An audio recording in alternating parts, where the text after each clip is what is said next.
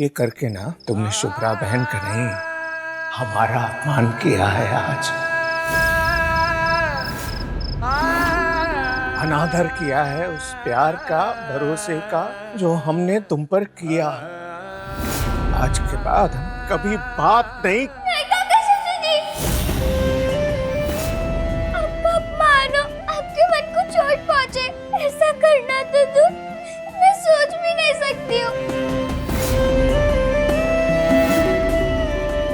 आपको कैसे सूझी है मेरे, आपको मेरी बात से दुख पहुंचे, इससे आपसे ज्यादा मुझे तकलीफ होगी। अगर आपको लगता है गलती की है मैंने, तो दंड दे दीजिए मुझे। पर गुस्सा मत होइए अपनी बॉन्दिता बहू से। ठीक है, रो मत। आज माफ कर देते हैं हम तुम्हें बहू, लेकिन अगर हमारा जरा सा भी सम्मान करती हो तुम, तो दोबारा फिर कभी संदेह नहीं करोगी शुभ्रा बहन पर।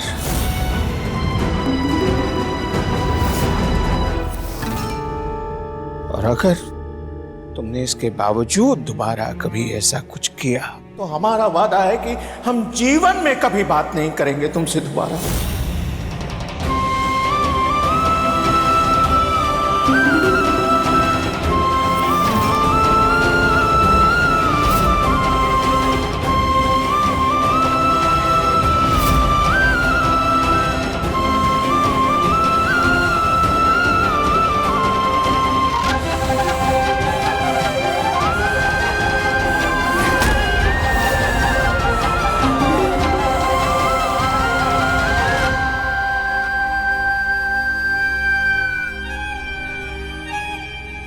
बंधता, तुम तो सच का साथ दे रही हो ना, तो फिर रोना क्यों? अपने आंसू पोंछो। और एक बात याद रखो, झूठ की उम्र लंबी नहीं होती, और सच सच कभी नहीं मरता।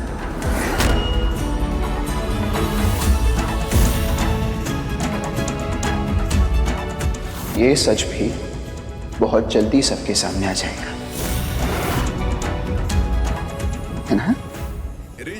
तो फिर रोना बंद करो।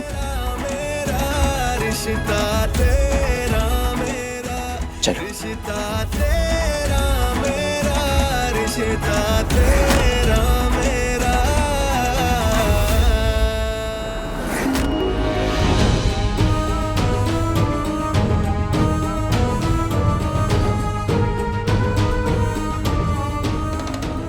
सच भले ही ना मरे, पर आप नहीं बचेंगे अनिरुद्ध बाबू, इसलिए अपने आंसू बचा कर रखो तुम बॉन्दिता, क्योंकि आगे तो जीवन भर रोना ही रोना है तुम्हें।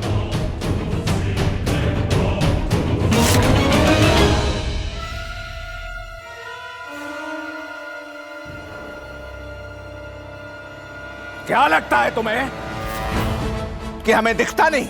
कैसी पट्टियां पढ़ा रही हो तुम हमारी भोली भाली और सीधी बहू को। तुम्हारे कारण ही आज वो अपने संस्कार भूल गई है। अरे हमारा अनादर किया उसने, अपने काका ससुर का। मेरे कारण? पर मैंने क्या किया है? ये अच्छा है? अब ज्यादा भोली बनने का नाटक मत करो। खूब समझ में आता है हमें ये सब नाटक।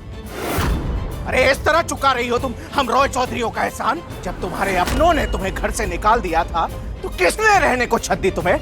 हा? हमारे बेटे ने। रॉय चौधरी हवेली लेकर आ गया तुम्हें।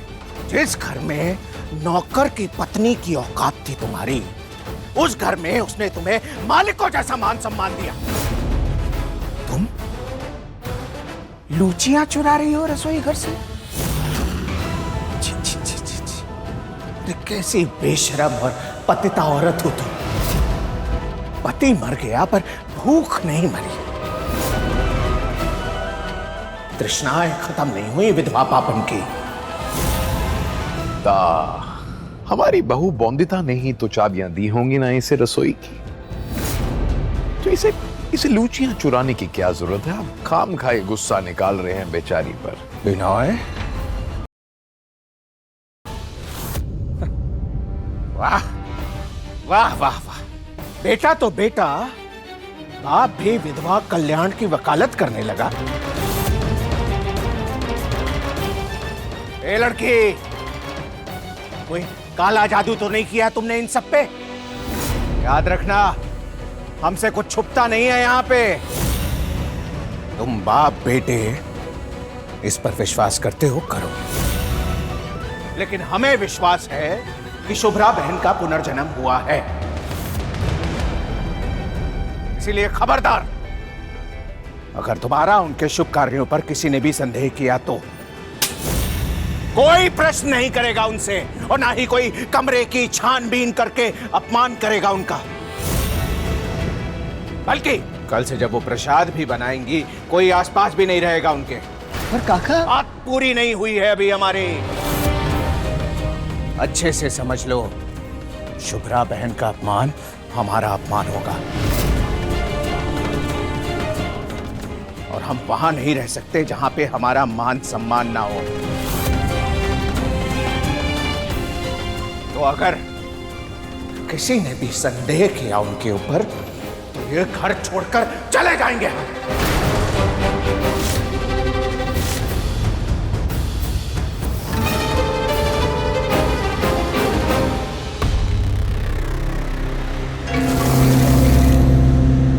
काका,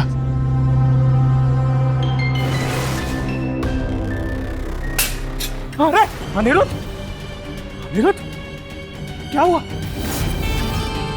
क्या हुआ पति बाबू? आप ठीक तो हो ना? डॉक्टर को बुलाऊं क्या? नहीं बाबा, ठीक हूँ।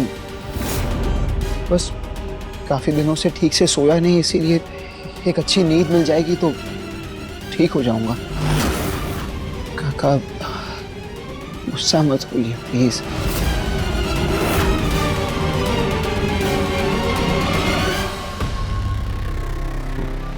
ये थकान नहीं है अनिरुद्ध बाबू, जो अच्छी नींद से ठीक हो जाएगी। ये जहर का असर है। जैसे ही तीसरी पुड़िया शरीर के अंदर जाएगी ना अनिरुद्ध बाबू, तुम हमेशा हमेशा के लिए सो जाओगे। अनिरुद्ध रॉय चौधरी।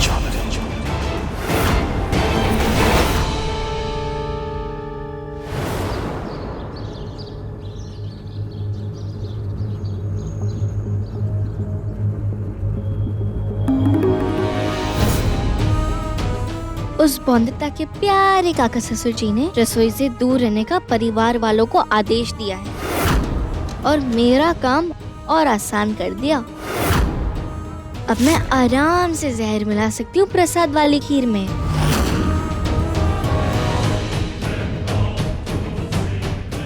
दूसरे दिन की दूसरी जहर वाली पुड़िया।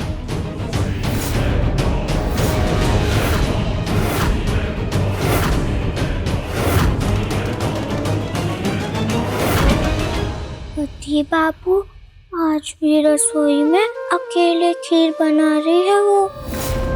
पर लेकिन उस लड़की पे भरोसा नहीं है मुझे, और काका ससुर जी का आदेश है, इसलिए मैं उस पर नजर नहीं रख पा रही।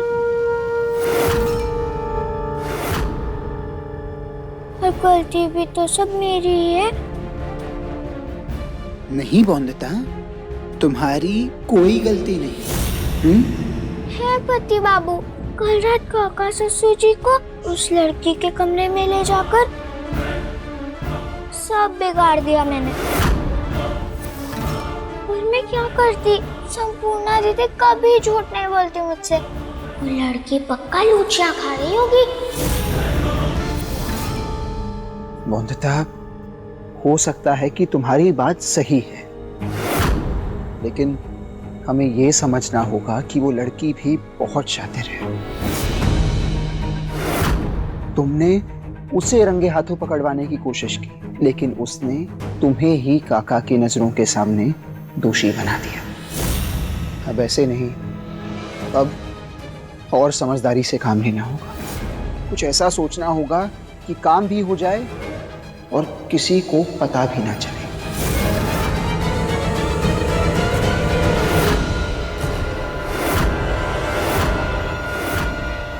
बोनिता,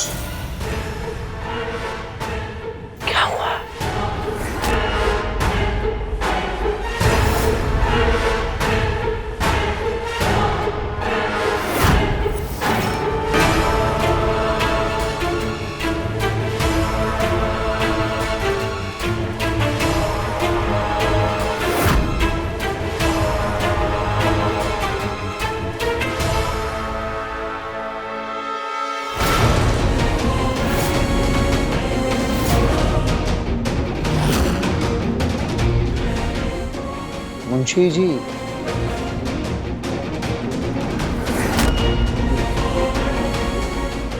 बोनिता, मैंने ही बुलाया इन्हें। आइए।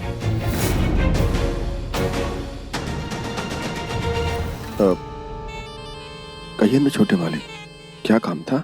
मुंशी जी, ये बहुत जरूरी काम कहना था आपसे।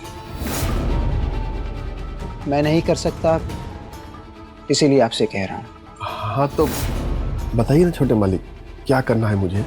माँ की इच्छा थी कि वो अपनी आखिरी सांसें वृंदावन में लें, लेकिन दुर्घटना में उनकी मृत्यु हो गई और बाबा उन्हें वृंदावन नहीं ले जा पाए।